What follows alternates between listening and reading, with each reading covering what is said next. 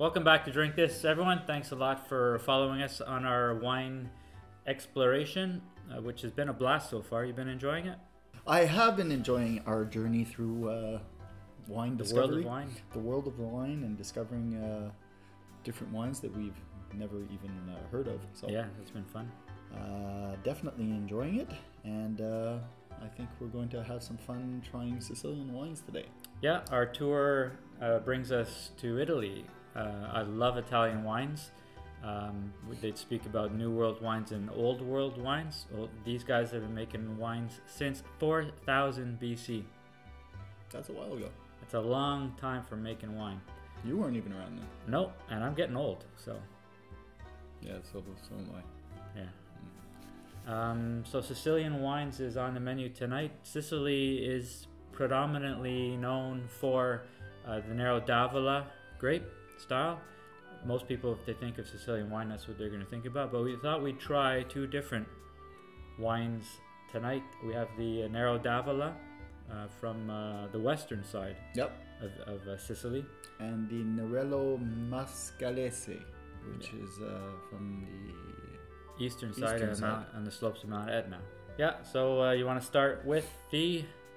Let's start with the Planeta Etna. So easy to tell because one, if just by looking at these two wines, one is a much lighter color, which is the Etna, the Planeta Etna. Yeah. Much lighter. You can see through. I can almost see my writing through the wine. It's really light. Yep.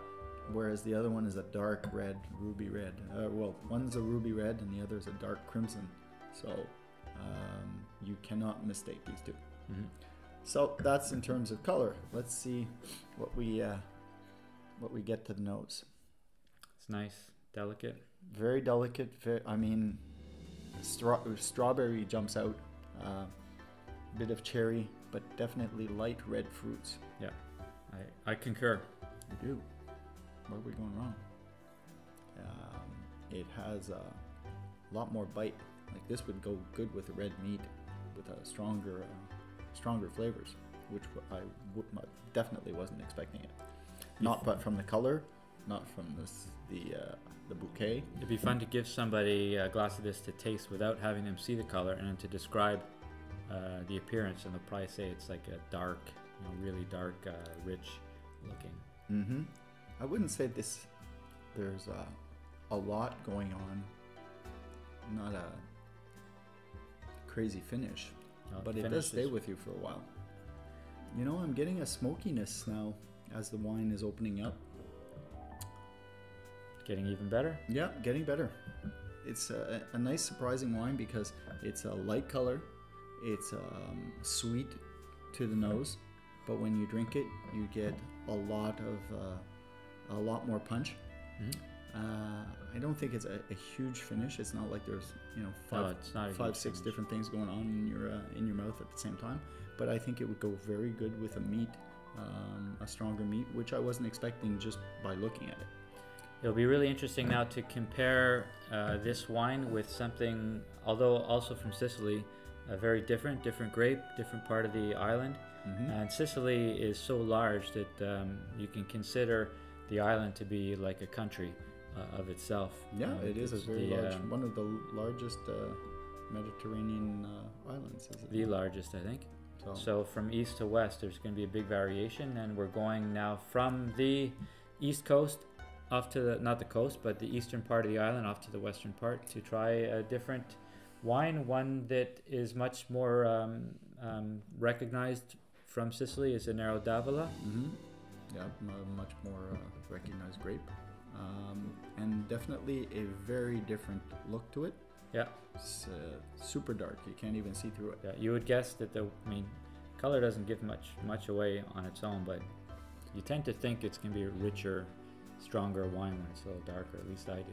Well, if you look up ruby red wine in the dictionary, I think this is pretty much what you're going to get. Yeah, to me it looks like blood. If your blood looks like this, you've been drinking a little too much wine. My blood's getting like this, actually. The nose is much more intense, whereas the other one was a medium. I think this is definitely a medium plus. This you get much more oaky, Yeah. earthy tones to it. Darker fruits. Yeah. The other much one dark- might be more strawberry. Here we're thinking more plummy. much more earthy. Leathers, tobacco, and a lot more going on. Yeah. Yeah, it's nice. Tickles my teeth. Tickles my fancy. How much is this? $37? 33 33. 33 Pour another one, bartender. $33.75. So for an extra $6, not even, I would definitely spend the extra $6. I'm looking forward to getting that surprise where really $10 less, incredible. But this isn't the case. Yeah, this is a very nice wine. The Planeta Etna is a very nice wine, $27. But for $33.75, this is like. One thing I'll mention about this wine, the Sicilian wines, Italy in particular, is you tend to find that most of the regions are best known for their particular grapes. Right. So you got Barolo up in Piedmont, this Nebbiolo, and you go down to Tuscany and it's Sangiovese. And when we think of Sicily, we think of Nero D'Avola. Right. This is Nero D'Avola, and I think it's a really fine expression of that grape. It's got everything you'd want in it. It's got that nice earthy tones.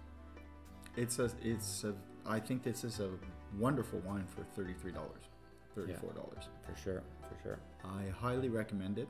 It's and aged. I don't think that I've highly recommended too many wines. No, I should mention it's also aged in oak for 18 months and a further 6 months in bottle. So they put some nice age onto it before they release it, which is sign of a patient, experienced winemaker. Definitely. I guess a lot of it comes to budgets as well, if they can afford to sit on it for a couple of years. But as fans, we certainly appreciate it. For sure. And we got two good wines tonight. So our visit to Sicily has been very pleasant. So the Assuli DOC Sicilia Nero D'Avola gets our thumbs up for today.